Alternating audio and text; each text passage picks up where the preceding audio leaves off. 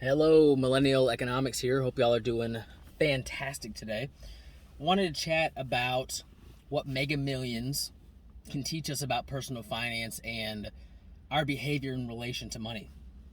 So, if you don't know, recently Mega Millions, I believe, has achieved a $1.2 billion prize total or something like that, something pretty astronomical. And it was a topic of discussion at work today. It was I believe, the number one Google searched item, keywords, I guess, for lack of a better term, today as well. And so it just got me kind of thinking, like, what can this teach us about personal finance, right? Because a lot of people in the personal finance community, especially, I'm sure have lots of opinions on playing the lottery. It's throwing away your money. Your odds of winning are basically zero. Don't invest in the lottery. Don't play it. Don't waste your money. I can only assume, and I've read that and seen that and watched that before. And while generally I do agree that it's not a good investment to do on a continual basis, it gets me thinking about human psychology on a deeper level. We as humans, I believe, like the idea of, we like to play chance and we like to have fun with things, right?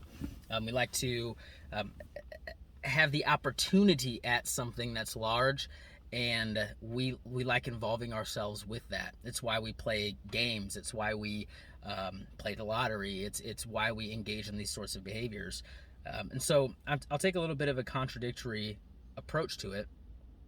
Do I think that you should be investing in the lottery, in Mega Millions, because it's a good investment and it has a good ROI? I don't think it's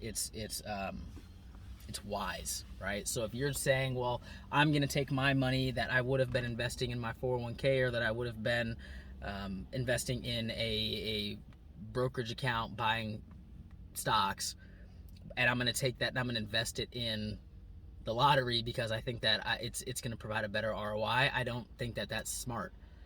But I also think there's a component of this where not everything that we do with our money needs to have an ROI that is attached to the dollars of it, I'll say. Because there are other ROIs that can be provided with things like this, right? So when you go out to eat, or say you take your significant other out on a date, there's not an ROI attached to the dollars of that, but there's an ROI relationally, right? So if you take your significant other out to eat, there's a return on investment that you're going to have with that relationship. Maybe you guys are able to talk about something, or you learn about that person, or you just continually feed that relationship, which will have a return on investment down the road. So again, it gets me to thinking, what's the real ROI of playing the Mega Millions?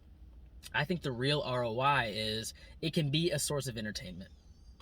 And I think in the personal finance community, we need to do a better job of saying that, yes, dollars that you bring in can purely be for entertainment. It can purely be for experiencing life as a human, because our humanity shouldn't always be centered around dollars and cents, right? That's not what makes us humans, is making perfect mathematical calculations of everything that we do. So if you want my opinion, is it bad to play Mega Millions? No, I don't think so. I think it can be a source of entertainment. Maybe it's a topic for you and your significant other to have a little bit of fun with, or maybe your friends or your siblings, or it could be a topic at work where you engage in something socially where everybody's buying Mega Millions tickets and you guys have a good time with it. I think that's fine.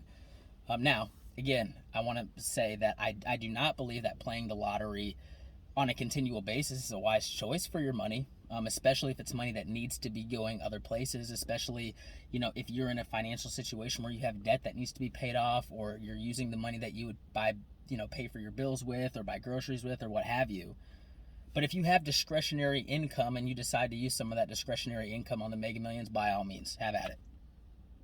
So is there ROI to the Mega Millions? I would actually say yes, and I think it's more of a social ROI and an entertainment and humanity ROI than it is dollars and cents. Now, what else can the Mega Millions teach us about personal finance? If we can gamify the way that we interact with our money, our saving, our investing, our paying off of debt, our creating a budget and sticking with something, if we can gamify those things, then I think we have a better chance at sustainably doing those things, or doing those things consistently over time.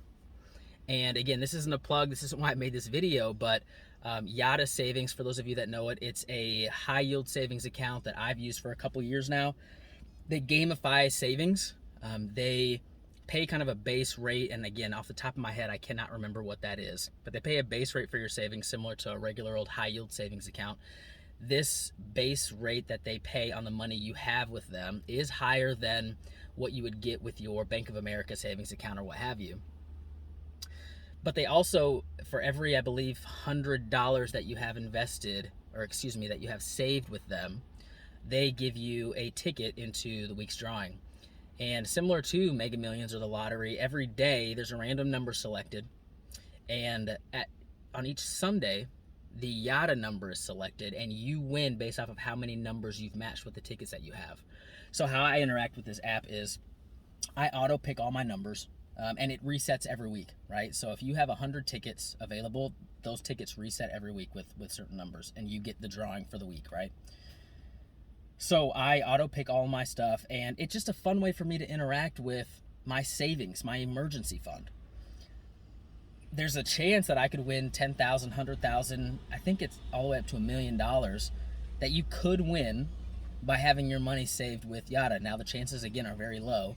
Typically every week I'm winning a couple dollars here, a couple dollars there. I think a few times I've won $10. I might have even won $20 one time.